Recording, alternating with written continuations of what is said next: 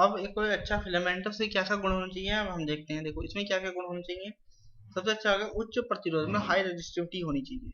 ठीक है, high resistivity यानी रो की वैल्यू बहुत ज्यादा होनी चाहिए। रो की वैल्यू ज्यादा होगी तो ऑटोमेटिक रेजिस्टेंस की वैल्यू ऑटोमेटिक ज्यादा होनी चाहिए। आर की वैल्यू ऑटोमेटिक ज्यादा। आप ये भी बोलते हैं हाई रेजिस्टेंस होना चाहिए। ठीक है। उच्च गलनांक मतलब, गलनांक का मतलब है कि वो पिघले नहीं। अगर हम उसमें उच्च, क्योंकि वो ज्यादा गर्म होगा तो कहीं गर्म होने के बाद तो पिघल ना जाए। जब उसका वर्किंग टेम्परेचर भी बहुत होना चाहिए। जिस टाइम उसमें धारा प्रवाहित हो रही हो तो भी उसका टेम्परेचर बहुत उसकी कैपेसिटी बहुत अधिक होनी चाहिए। ये दोनों चीज एक ही तरीके की है। ठीक है। न्यून प्रतिरोधक ताप, लो प्रतिरोधक ताप गुणांक होना चाहिए। अगर लो ताप गुणांक कम होगा तो क्या कहते हैं, वो जलेगा नहीं। लो मतलब वो भाप नहीं बन जाना चाहिए। जो मेटल है आपका फिलामेंट, वो भाप नहीं बनना चाहिए। ऑक्सीकरण मुक्त होना चाहिए। लंबा जीवन काल होना चाहिए, ज्यादा चले। और तन्य हो मतलब डक्टाइल नहीं चाहिए, मतलब आसानी से मुड़ने वाला होना चाहिए। ये नहीं कि चटक जाए, टूट जाए बीच में से। ठीक। अभी जो है तंतु फिलामेंट मटेरियल है किस किस पदार्थ के बने होते हैं। सबसे पहला कार्बन।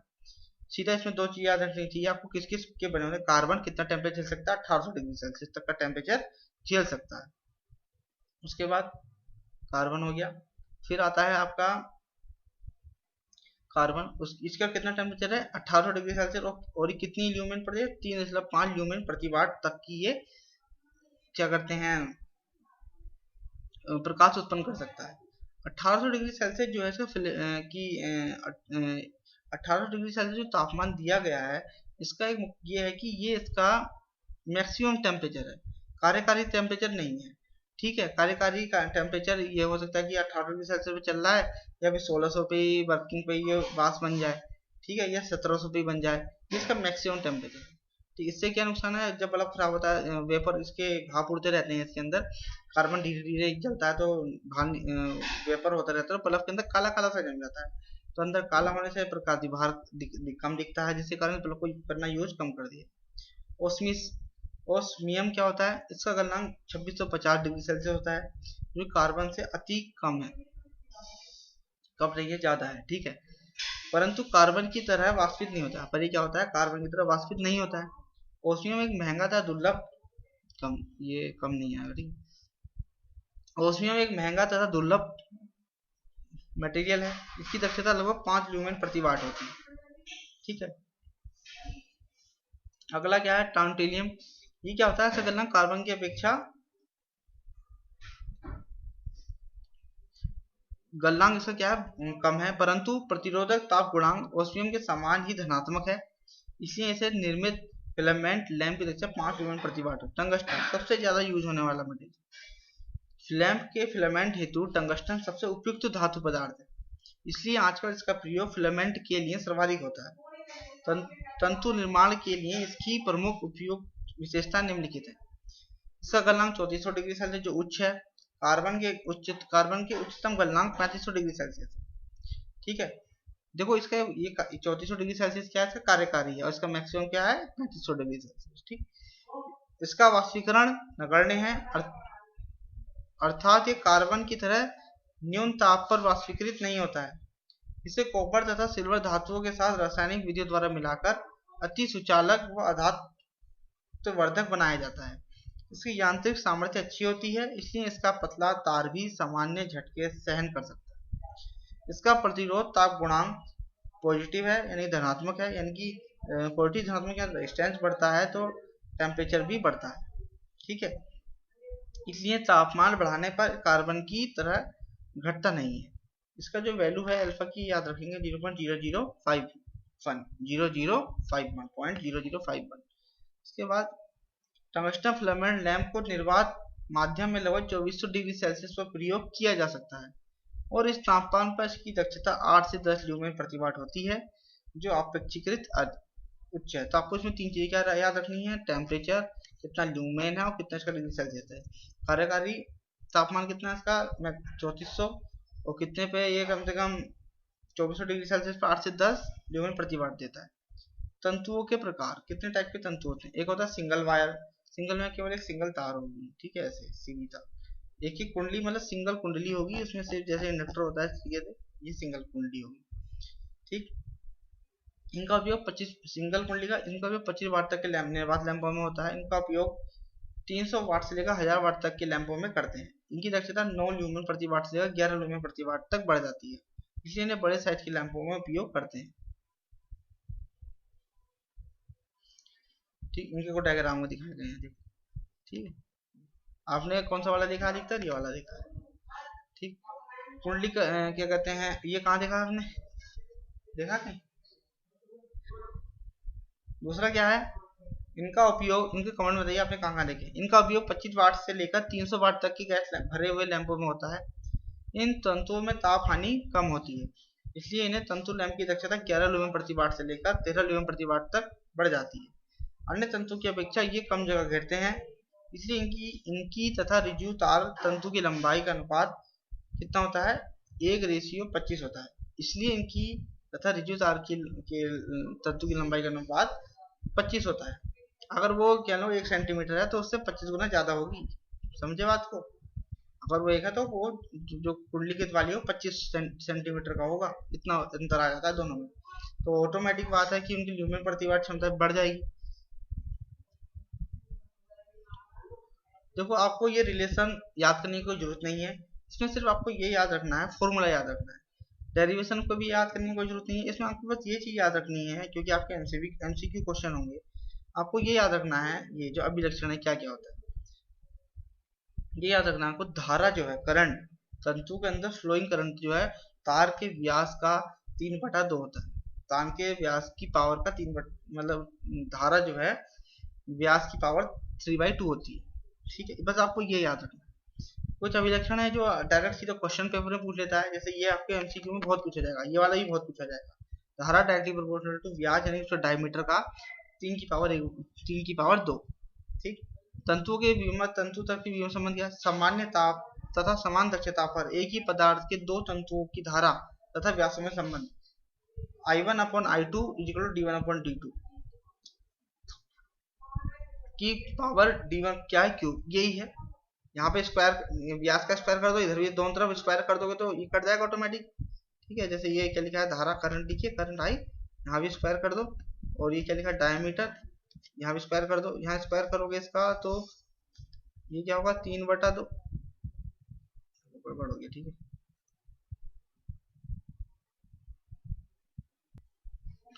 ये क्या हो गया यहाँ पे 3/2, ये 2 से ये 2 कट जाएगा तो क्या बचेगा, आई का स्क्वायर = डी की पावर क्यूब बचेगा। तो क्या कर सकते हैं, ये रिलेशन में बहुत I1/I2 यानी कि आई का स्क्वायर आप क्या लिया, I² = डी की पावर क्यूब। यदि स्थायी ताप तथा स्थिर दक्षता पर तंतु की निवेश शक्ति भी समान हो तो उनकी धाराओं तथा वोल्टेज की I1 V1 I2 V2। ठीक, इसे ऐसे भी लिख सकते हैं, क्या कहते हैं,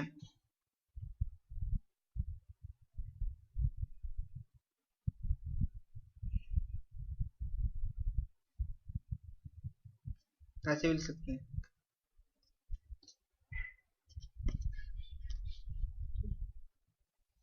I1 I2 V2/V1, यहाँ V2 आएगा, नीचे V1 है। ठीक है, V2/V1। ठीक, I1 यानी कि कहने का मतलब है कि करंट जो है वोल्टेज के इन्वर्सली प्रोपोर्शनल होता है। ठीक है, करंट जो है वोल्टेज के इन्वर्सली प्रोपोर्शनल होता है। और डायमीटर के करंट डायमीटर का क्यूब के और खुद स्क्वायर होता है। ठीक, और यदि स्थायी ताप पर स्थित निगल शक्ति तो उनकी लंबाई तथा व्यास में संबंध D1L1 यानी कि ये भी क्या है, लेंथ और डायमीटर भी इन्वर्सली प्रोपोर्शनल होती है। ठीक, अब क्या लिखेंगे, वोल्टेज का प्रभाव, फैक्ट ऑफ वोल्टेज। वोल्टेज का क्या प्रभाव होता है, हम जानते हैं P = V²/R होता है। तो P पावर क्या हो गई, रेजिस्टेंस की इन्वर्सली प्रोपोर्शनल हो गई। P = क्या होता है, VI होता है। तो I क्या हो गया, इन्वर्सली प्रोपोर्शनल टू रेजिस्टेंस, तो I = तो क्या हो गया A/ρL, क्योंकि R = ρL/A होता है, हम सभी जानते हैं। तो I की वैल्यू उठा के रख देंगे वहां पे उसकी, तो I क्या हो जाएगा, A की वैल्यू रख देंगे πD², तो I = D² और I = 1/L, देखो आया ना, लेंथ की इन्वर्सली प्रोपोर्शनल होता है और करंट D² होता है। ठीक, ये किसके बीच था रिलेशन, वोल्टेज का प्रभाव, स्थिर वोल्टेज का प्रभाव था। ठीक, इसका प्रभाव था स्थिर वोल्टेज का। वोल्टेज का क्या प्रभाव पड़ता है, पहले हम तंतु के तंतुओं की विमा के बीच संबंध बता रहे थे और वोल्टेज का इफेक्ट हो गया। ठीक है, तो हमने क्या देखा, धारा जो है, धारा का स्क्वायर इक्वल टू डायमीटर का क्यूब होता है, और क्या कहते हैं करंट, यानी कि P1 इक्वल टू P1 बराबर P2।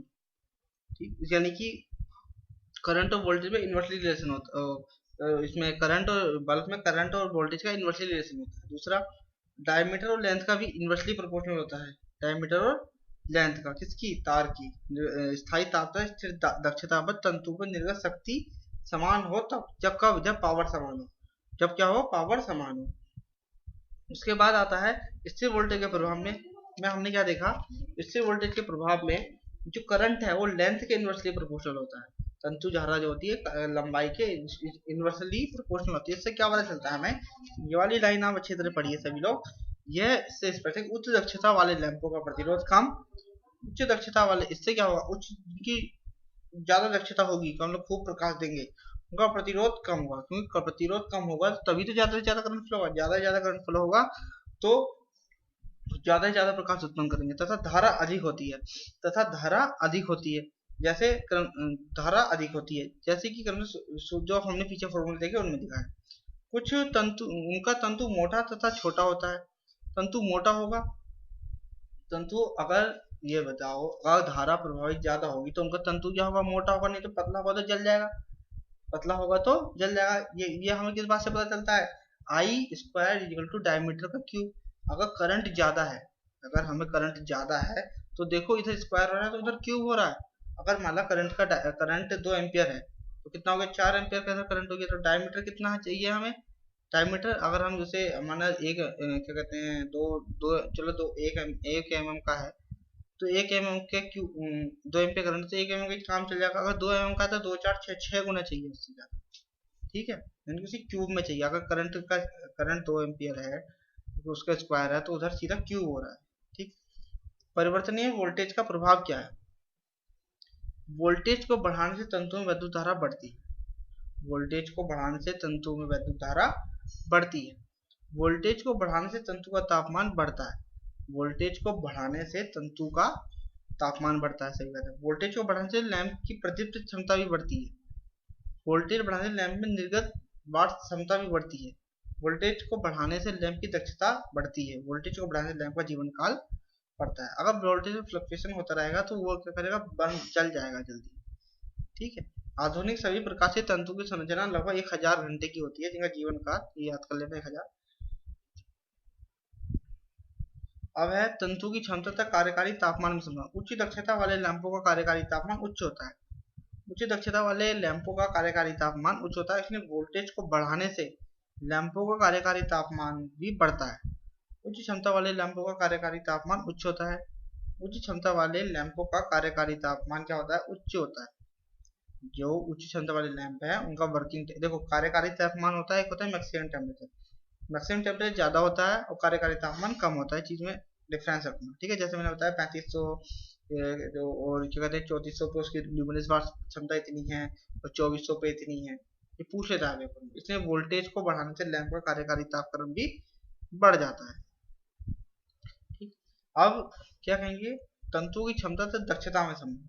उच्च दक्षता वाले लैंपों की दक्षता उच्च होती है, उच्च दक्षता वाले लैंपों की दक्षता क्या होती है, उच्च होती है।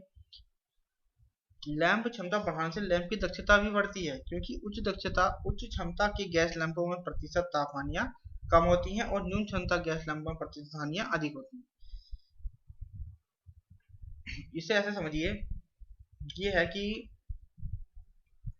ये कह रहा है अगर हम जो छोटे लैंप है उनमें जो हानियां होंगी वो ज्यादा होंगी, जो बड़े लैंप है उनमें हानियां हैं वो कम होंगी। ठीक है, जो बड़े लैंप है उनमें हानियां होंगी कम, जो छोटे लैंप है उनमें हानियां होंगी ज्यादा। ठीक, इस तरीके से। गुण क्या है, तंतु फिलामेंट लैंप के गुण क्या होते हैं, ये कीमत में सस्ते, बनावट में अच्छे, छोटे, सादा, विभिन्न प्रकार के रंग वाले उपलब्ध हों, स्विच ऑन होते ही ऑन हो जाए। ये नहीं कि स्विच ऑन कर रहे हैं 2-3 सेकंड बाद वो गर्म हो रहा है फिर ऑन हो रहा है, ऐसा नहीं, जैसे हीटर। ये ऐसा बल्ब नहीं होना चाहिए हमें, ठीक है। और उनका इलेक्ट्रिकल सर्किट क्या होना चाहिए, इजी होना चाहिए, ऐसा नहीं कि पीसीबी लगी हुई है उनमें, ठीक है। तथा विद्युत आसानी से एकदम लगाए जा सकें, कम हल्के हों, दुर्घटना संभावित क्या कहते हैं उनका बहुत कम हो, मतलब ज़्यादा दुर्घटना ना करें। ये नहीं कि बल्ब लगाया आप फोड़ दी, आंखें फोड़ दी किसी की, उनने इतनी तेज लाइट है उसकी, आंखें दिखाई नहीं दे रहा उसमें, ठीक है। तो इनकी देखभाल मेंटेनेंस बदलती है, समझिए ना के बराबर हो ही ना इनका मेंटेनेंस, कम जगह घेरे, ठीक है। बल्ब क्या ऊपर टंग रहता है, जगह कहाँ घेरेगा इतना, ठीक है। ये किसी भी स्थिति में आरोपित किया जा सके। किसी भी स्थिति का मतलब है कि आप आपके घर में बल्ब होगा, आप उसे उल्टा, वर्टिकल, हॉरिजॉन्टल और कहते हैं 0 डिग्री, क्या कहते हैं दाएं बाएं कोई सी भी दिशा में लगा सकते हैं, ठीक है। इस तरीके का होना चाहिए। ये नहीं कि पूरब में लगाना है तो ये वाला बल्ब लगेगा भैया, पश्चिम में चाहिए तो ये लगाना, अगर हमें 90 डिग्री पे चाहिए तो ये बल्ब लगाना, ऐसा वाला बल्ब नहीं होना चाहिए, समझे बात को। अब देखते हैं थोड़ा और आगे।